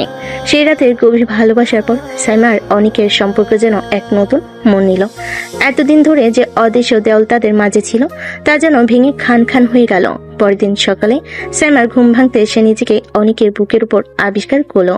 অনেকের হাত তখনও তাকে আলতো করে জড়িয়ে রেখেছে। সাইমা অনেকের দিকে তাকালো, তার মুখে এক মুগ্ধতার হাসি। এই প্রথম সে অনেকের স্বামী হিসেবে অনুভব করলো, ভালোবাসার এক গভীর টান অনুভব করলো। অনেকের ঘুম ভাঙলে সে দেখলো সাইমা তার দিকে তাকিয়ে হাসছে। অনেকও সাইমার দিকে তাকিয়ে হেসে উঠল। সুপ্রভাত বউ, কি ব্যাপার আজ খুব খুশি দেখাচ্ছে? সাইমা লজ্জা পেয়ে অনেকের বুকে মুখ লুকালো। ইস, কি বলো, সব তোমার দোষ। আমার দোষ? কিসের দোষ? সবকিছুর। আমি ভেবেছিলাম তুমি একটা পিচ্চি, কিন্তু তুমি তো। সাইমা কথা শেষ করতে পারলো না। অনেক এসে সাইমার ঠোঁটে আলতো করে চুমু খেলো। এখনো কি আমাকে পিচ্চি মনে হয়? সাইমা অনেকের নাক টেনে বলে, না, একদমই না। অনেক সাইমাকে আরো শক্ত করে জড়িয়ে ধরলো। তাদের মাঝে তখন শুধু ভালোবাসা আর উষ্ণতার অনুভূতি। কিছুক্ষণ পর তারা দুজনে উঠে ফ্রেশ হয়ে নিচে গেল। সবাই নাস্তার টেবিলে অপেক্ষা করছিল। অনেকের মা তাদের দেখে হাসলেন। কি রে অনেক, আজ খুব দেরি হয়ে গেল নাস্তা করতে? অনেক সাইমার দিকে তাকিয়ে দুষ্ট হাসি দিল। সাইমা লজ্জায় লাল হয়ে গেল। আসলে মা, ঘুমটা একটু দেরিতে ভেঙেছিল। সবাই হেসে উঠল। নাস্তা শেষ করে অনেক ভার্সিটিতে যাওয়ার জন্য প্রস্তুতি নিল। সাইমা তখনও তার পাশে দাঁড়িয়েছিল। আজকে কি তুমি বাইকে যাবে? হ্যাঁ, কেন? আমিও তোমার সাথে যাব। কি ব্যাপার, কালকে তো ড্রাইভারের সাথে গিয়েছিলে, আজ আবার আমার সাথে? অনেক সাইমার দিকে তাকিয়ে দুষ্টুমি করে চোখ মারলো। আচ্ছা ঠিক আছে, তাহলে তৈরি হয়ে নাও। সাইমা দ্রুত তৈরি হয়ে এলো। অনেক বাইক বের করলো। সাইমা বাইকের পিছনে উঠে অনেকে শক্ত করে জড়িয়ে ধরলো। এই প্রথম তাদের যাত্রা ছিল ভালোবাসার, যেখানে কোনো দূরত্ব ছিল না। ভার্সিটি পৌঁছে তারা বাইক বাইক পার্ক হলো। ক্লাসের দিকে হাঁটতে হাঁটতে সাইমা হঠাৎ অনেকের হাত ধরে ফেল। অনেক অবাক হয়ে সাইমার দিকে তাকালো। সাইমার মুখে লাজুক হাসি। একটা কথা জিজ্ঞেস করব? হ্যাঁ বলো। তুমি কি কাজ করো? তোমার পরিবারও তোমার কাজের ব্যাপারে কিছু জানে না, তাই না? সাইমার প্রশ্নে অনেক থমকে গেল। তার মুখে মুহূর্তে হাসি মিলিয়ে গেল। তার চোখে ফুটে উঠল এক ধরনের গভীর চিন্তা রেখা। সাইমা অনেকের মুখের দিকে তাকিয়ে বুঝলো সে এমন কিছু জিজ্ঞাসা করে ফেলেছে যা অনেক সহজে বলতে চায় না। প্লিজ সাইমা, এখন না, আমি সময় হলে সব বলবো। সাইমা তখন আর অনেককে জোর করে না। অনেক সাইমার কাছ থেকে বিদায় নিয়ে অনেক তার ক্লাসের দিকে যাচ্ছিল। তখনই তার ফোনে একটি নোটিফিকেশন আসে। অনেক নোটিফিকেশনটি ওপেন করতে তার চোখ বড় বড় হয়ে যায়। হ্যাঁ, তার সন্দেহটাই ঠিক। জিজেড গ্রুপের লিডার আর কেউ নাই, সাইমার বড় ভাই সাইম চৌধুরী। অনেক একটা রহস্যময় হাসি দিয়ে ফোনটা তার পকেটে রেখে ক্লাসে গিয়ে বসে। তারপর একের পর এক ক্লাস চলছিল, কিন্তু অনেকের আজ ক্লাসে মন নেই। তার মন তখন সাইম চৌধুরীকে নিয়ে তৈরি হওয়া নতুন রহস্যের জট খুলতে ব্যস্ত। সাইমার ভাইয়ের সাথে জিজেড গ্রুপের সংযোগ অনেকের কাছে এক নতুন চ্যালেঞ্জ। সে ভাবতে থাকে এই পরিস্থিতিতে কিভাবে পদক্ষেপ নেওয়া যায়। ভার্সিটি শেষ হলে অনেক বেরিয়ে দেখতে পায় সাইমা তার জন্য দাঁড়িয়ে আছে। অনেক তখন সাইমার কাছে যায়। কি ব্যাপার, তুমি আমার জন্য অপেক্ষা করছো? হ্যাঁ, তোমার সাথে তো যাব বলেছি। তারপর তারা বাইকে করে বাসার উদ্দেশ্যে রওনা হয়। বাসায় আসার সময় সাইমা বলে, এই শোনো না, আব্বু আম্মু আমাদের সবাইকে দাওয়াত করেছে, সবার যেতে হবে। তোমার ভাইয়া কি বাড়িতে থাকবে? অনেকের প্রশ্নে সাইমা কিছুটা অবাক হয়। হ্যাঁ, কিন্তু কেন? না, এমনি। আচ্ছা, তাহলে যেতে যেহেতু বলেছে তাহলে যাব, সমস্যা নেই। কিন্তু গিয়ে যদি তুমি তোমার আসল কাজের কথা বলে চলে আসো তাহলে কিন্তু খারাপ হয়ে যাবে। আরে না না, কি যে বলো, এমন কিউট একটা বউকে রেখে কোথাও যেতে কি ইচ্ছে করে? অনেক সাইমার কথাই হাসে। সে মনে মনে বলে, এটাই সেরা সুযোগ, এই খেলাটা খতম করতেই হবে। তার চোখে এক দৃঢ় প্রতিজ্ঞা ফুটে ওঠে। সাইমা পরিবারের সাথে সাইম চৌধুরীর সম্পর্ক তার এই গোপন মিশনকে আরো জটিল করে তুলেছে। কিন্তু অনেক জানে এর সত্য উদ্ঘাটন করা তার জন্য কতটা জরুরি। সেদিন রাতে ডিনারের পর অনেক তার রুমে এসে অর্ণবকে কল করলো। আসসালামু আলাইকুম স্যার। ওয়ালাইকুম আসসালাম। আচ্ছা শোনো, যে গ্রুপের মিশনটি আমাদের কালকে শেষ করতে হবে। কালকে ফাইনাল মিশন হবে। আমাদের সব সদস্যদের নিয়ে রেডি থাকো। তোমাদেরকে আমি লোকেশন দিয়ে দিব, তোমরা সেই লোকেশনের আশেপাশেই থাকবে, আর আমার সিগন্যাল দেওয়া না মাত্রই অ্যাটাক করবে। আচ্ছা স্যার, ঠিক আছে, কোনো সমস্যা নেই, আপনি চিন্তা করবেন না, আমি সবকিছু এক্ষুনি রেডি করছি। প্রয়োজন হতে পারে কিছু হাতিয়ার রেখো সাথে। স্যার, আপনার বলতে হবে না, আমি নিজ থেকে এইসব রেডি করে নেব। ঠিক আছে, তাহলে প্রস্তুতি নাও, আমি রাখি। ঠিক তখনই সাইমার রুমে প্রবেশ করে সে অনেকের শেষ কথাটি শুনতে পায়। সাইমা কতল হয়ে অনেকের দিকে তাকে প্রশ্ন করে, কাকে প্রস্তুত থাকতে বলছিলে আর কিসের জন্য? অনেক দ্রুত নিজেকে সামলে নিল। হাসি মুখে হাসি টেনে বলল, আর তেমন কিছু না, আমি তুলিকে বলছিলাম আমাদের পরবর্তী প্রতিযোগিতার জন্য প্রস্তুত থাকতে আর কি। ও আচ্ছা। সাইমা তখন ড্রেসিং টেবিলের সামনে দাঁড়িয়ে চুলে বেনি করছিল। অনেক পেছন থেকে সাইমাকে আলতো করে জড়িয়ে ধরল। কি করছো? জান, আমার না তোমার আদর খেতে ইচ্ছে করছে। এই, তোমার মুখে কিছুই আটকায় না? অনেক তখন সাইমাকে নিজের দিকে ফিরিয়ে তার ঠোঁট জোড়া দখল করে নিল। সাইমা প্রথমে কিছুটা চমকে উঠল, দ্রুত নিজেকে অনেকের কাছে সঁপে দিল। তাদের রোমাঞ্চ গভীর হলো, যেখানে ভালোবাসার উষ্ণতা আর বিশ্বাসের মেলবন্ধন ঘটল। অনেকের হাত সাইমার কোমরে আরো শক্তভাবে জড়িয়ে ধরল, আর সাইমা অনেকের গলা জড়িয়ে ধরে চোখ বন্ধ করে অনেকের ভালোবাসায় নিজেকে ভাসিয়ে দিল। রুমের আবছা আলোয় তাদের ছায়া এক হয়ে মিশে গেল। তাদের হৃদস্পন্দন দ্রুত থেকে দ্রুতর হতে লাগলো। প্রতিটি নিঃশ্বাসে ভালোবাসার নতুন ভাষা ফুটে উঠল। এই ভালোবাসার মুহূর্ত কি অনেকের সামনে কঠিন মিশনকে প্রভাবিত করবে, নাকি এই রোমান্সটাকে আরো শক্তিশালী করবে? জানতে হলে গল্পের সাথেই থাকুন। পরদিন সকাল 9টা, সবাই অনেকদের বাড়িতে রেডি হয়েছে সাইমাদের বাড়িতে যাওয়ার উদ্দেশ্যে। গাড়ির আওয়াজে সাইমা বুক ধুকপুক ধুকপুক করছে, কারণ অনেকের রহস্যের জট আজ খুলতে পারে, আবার নাও খুলতে পারে। তাদের ভালোবাসার সম্পর্ক এক নতুন পথে যাত্রা শুরু করেছে, কিন্তু অনেকের গোপন জীবন এখনো তাদের মাঝে এক রহস্যের দেওয়াল তুলে রেখেছে। সবাই গাড়িতে চড়ে রওনা হলো। সাইমাদের বাড়িতে পৌঁছাই অনেক সবাই অবাক। বাড়ির সামনে পুলিশের গাড়ি আর কয়েকজন পুলিশ সদস্য দাঁড়িয়ে আছে। তখন সাইমার বাবা বেরিয়ে এসে তাদের সবাইকে অভয় দিলেন। আরে কেউ ভয় পেও না, আসলে সাইম একটা ছেলেকে পুলিশের হাতে ধরিয়ে দেওয়ার জন্য পুলিশ ডেকেছে। কি করেছে ছেলেটি? ছেলেটি নাকি সাইমের অনেক ক্ষতি করেছে। ও আচ্ছা। অনেকের কপালে চিন্তার ভাঁজ পড়লো। অনেক মনে মনে ভাবলো, এইরকম অনেককেই তুমি বিনা অপরাধে জেলে পাঠিয়েছো, মেরে ফেলেছো, কিন্তু আজকে তোমার খেলা শেষ সাইম চৌধুরী। সাইমার বাবা সবাইকে সোফায় বসতে দিলেন। সাইম তখন পুলিশের সাথে কথা বলছিল। অনেক উঠে দাঁড়িয়ে সাইমের সামনে গিয়ে দাঁড়ালো। কি ব্যাপার অনেক, কিছু বলবে নাকি? আর কতজনের জীবন এভাবে নষ্ট করবেন? কি বলতে চাচ্ছ তুমি? সোজা কথা কি কানে যাচ্ছে না? এইরকম হাজার ছেলে মেয়ের জীবন নষ্ট করে এখনো কি শান্তি পাননি? এই অনেক, তুমি এসব কি বলছো? কেন? জি যে লিডার, কিছু কি বুঝতে পারছেন না? অনেকের মুখে এমন কথা শুনে সাইম বসা থেকে উঠে দাঁড়ালো। তখনই সাইম পুলিশ অফিসারকে বলল, অফিসার, এখনই ওকে অ্যারেস্ট করেন। দুই পরিবারের সবাই নীরব দর্শক হয়ে দেখছিল, কেউ কিছু বুঝতে পারছিলেন না। পুলিশ অফিসার অনেককে অ্যারেস্ট করতে গেলে অনেক তাকে ধাক্কা দিয়ে সরিয়ে দেয়। তখনই পুলিশ অফিসার এসে অনেকের কলার চেপে ধরে। তোর এত বড় সাহস, তুই আমাকে ধাক্কা দিস? কলার ছাড়ুন। ছাড়বো না। কি করবি? শেষবারের মতো বলছি, কলার ছাড়েন। বললাম তো ছাড়বো না। কি করবি কর। অনেকের রাগ উঠে গেল। সে তখন পুলিশ অফিসারের গালে একটা থাপড় দিল। অফিসার তাল সামলাতে না পেরে মাটিতে পড়ে গেল। পুলিশ অফিসার তখন রেখে অনেককে মারতে আসবে, তখনই অনেক তার কার্ডটি পুলিশ অফিসারের সামনে ধরল। পুলিশ অফিসার কার্ডটি দেখে সঙ্গে সঙ্গে অনেকে স্যালুট করে। সরি স্যার, সরি, আমি আপনাকে চিনতে পারিনি স্যার, আমাকে প্লিজ ক্ষমা করে দিন। পুলিশ অফিসার তখন অনেকের পায়ে পড়ে যায়। পরিবারের সবাই অবাক। অনেকের বাবা মা, সাইমার বাবা মা, সাইমা অনেকের এই নতুন রূপ দেখে পুরোপুরি বিস্মিত। তখনই অনেক অফিসারকে জিজ্ঞেস করে, যার রেফারেন্সে এক্ষুনি একজনকে ধরে নিয়ে যেতে চাচ্ছিলেন, সে কে এটা জানেন? স্যার, উনি তো একজন ব্যবসায়ী, তাই না? উনি হচ্ছেন জি যে গ্রুপের লিডার। পুলিশ অফিসার উঠে দাঁড়ায়। সে অবাক হয়ে বলে, কি বলছেন স্যার আপনি? উনি জিজিট গ্রুপের লিডার?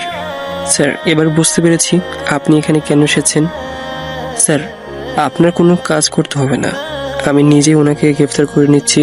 স্যাম তখন বুঝতে পারে আজকে সে ধরা পড়ে গিয়েছে। ঠিক তখনই সাইমার মাথায় বন্দুক ধরে বলে, ঠিক আমাকে যেতে দে, না হলে এক্ষুনি ওকে শেষ করে দেব।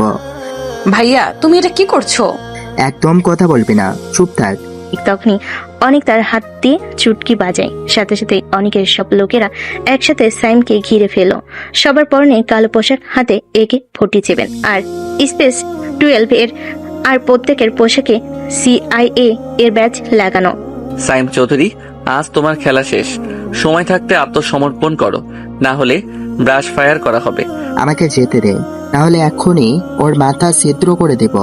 অনেকের লোকেরা সাইমের দিকে এগিয়ে আসছিল। তখন সাইমের মাথায় গুলি করবে। ঠিক তখনই সঙ্গে সঙ্গে অনেক তার পকেট থেকে ডেজার্ট ইগল পিস্তল বের করে সাইমের হাতে গুলি করে। সাইম তখনই সাইমাকে ছেড়ে দিয়ে যন্ত্রণায় মাটিতে বসে পড়ল। সাইমা তখন দৌড়ে গিয়ে তার মাকে জড়িয়ে ধরল। বাড়ির পরিস্থিতি তখন চরম উত্তেজনায় পূর্ণ। অনেকের বাবা মা তাদের ছেলের পরিচয় জানার জন্য আগ্রহী। ভয়ঙ্কর অবস্থা দেখে শঙ্কিত সাইমা ভয়ে কাঁপছে, তার চোখে পানি। সে অনেকের এই ভয়ঙ্কর এবং শক্তিশালী রূপ দেখে ভীত, কিন্তু একই সাথে তার প্রতি এক নতুন সম্মান অনুভব করছে। তখন পুলিশ অফিসার বলে, স্যার, আমি কি ওনাকে অ্যারেস্ট করব? আপনি এখন এখান থেকে যান, ওনাকে CIA এর কাস্টডিতে নেওয়া হবে। পুলিশ অফিসার তখন অনেককে স্যালুট করে তার লোকেদের নিয়ে চলে গেল। অর্ণব এগিয়ে এলো। স্যার, ওনাকে কি নিয়ে যাব? ঠিক, হ্যাঁ, নিয়ে যাও। আর NSI হেড অফিসে জানিয়ে দাও জি যে এর লিডার ধরা পড়েছে, আর বাকি কাজ ওনাদের করতে হবে। ঠিক আছে স্যার। তখন অর্ণব বাকিরা অনেককে স্যালুট দিয়ে সেখান থেকে চলে গেল। সাইমা অনেকের দিকে তাকালো। তার চোখে তখনও বিস্ময় আর একরাশ প্রশ্ন। সাইমকে নিয়ে অর্ণব আর তার দল চলে যেতেই অনেক একটা সোফায় ধপ করে বসে পড়ল। তার দিকে তখন 3টি কৌতূহল দৃষ্টি, তার বাবা মা এবং সাইমের বাবা মা। সাইমা তখনও মায়ের বুকে মুখ গুজে কাঁদছিল। কিরে অনিক, কিছুই তো বুঝলাম না, কি হলো এসব? তোকে সবাই সেলুট করছিল কেন? তোর পরিচয় বল। আজকে তোকে বলতেই হবে তুই কি করিস, আর এরা কারা? হ্যাঁ বাবা, বলো, সাইমকে কেন এমন করা হলো? ও কি করেছে? অনেক একটি দীর্ঘশ্বাস পেল। এই মুহূর্তটা বহুদিন ধরে এড়িয়ে চলছিল, কিন্তু আজ আর লুকানোর কোনো উপায় নেই। সবাই বসো, আজকে আর কিছুই লুকিয়ে রাখবো না।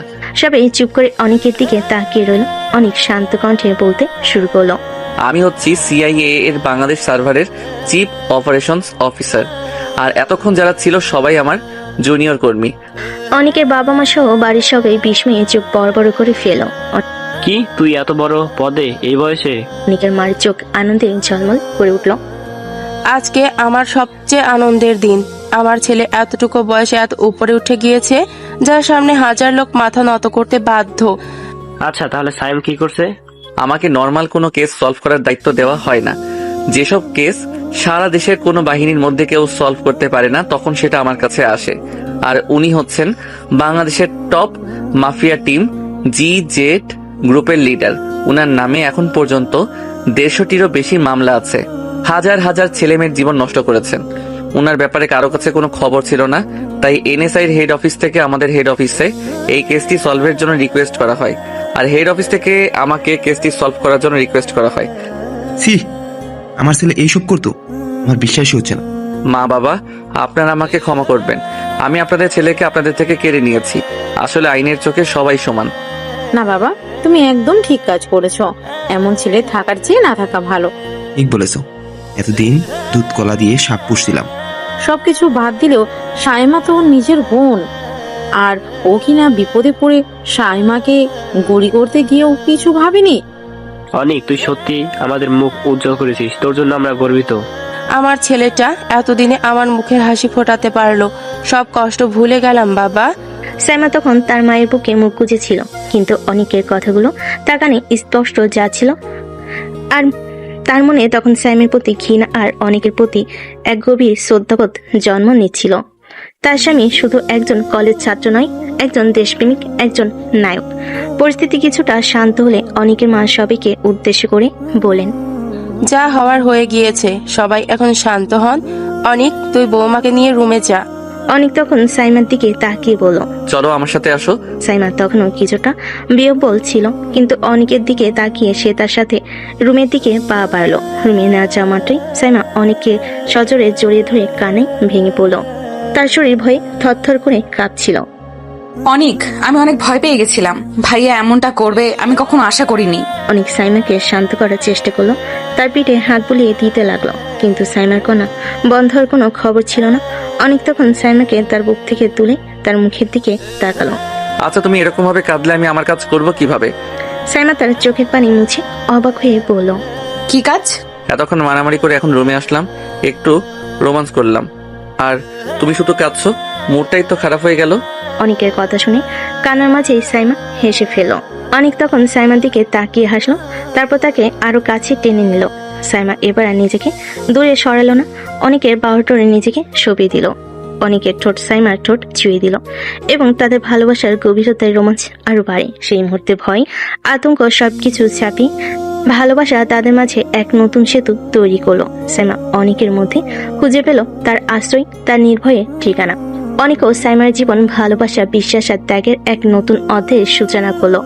অনেকের সাহসী পরিচয় আর সাইমার ভালোবাসা তাদের সম্পর্ককে এমন এক উচ্চতায় নিয়ে গেল, যেখানে কোনো রহস্য বা বাধা তাদের বিচ্ছেদ ঘটাতে পায়নি। অবশেষে ভালোবাসার জয় হলো, আর তাদের জীবন ভরে উঠল সুখ আর শান্তিতে। এই গল্পটি আমাদের শেখায় যে কোনো সম্পর্কের ভিত্তি হলো বিশ্বাস এবং বোঝাপড়া। অনেকেও সাইমার মাঝে ভুল বোঝাবুঝি থাকলেও তাদের ভালোবাসা সকল বাধা পেরিয়ে যায়, যা প্রমাণ করে প্রকৃত ভালোবাসা মানুষের বাক্য পরিচয় বা পেশার ঊর্ধ্বে।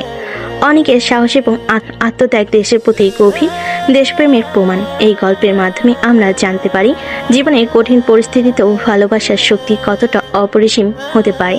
তো দর্শক, আজকের গল্পটি থেকে এখানেই বিদায় নিচ্ছি, আর অপেক্ষা করুন পরবর্তী ভালোবাসার গল্পের জন্য। সেই পর্যন্ত ভালো থাকবেন এবং লাইক, কমেন্ট, শেয়ার করে আমাদের সাথেই থাকুন।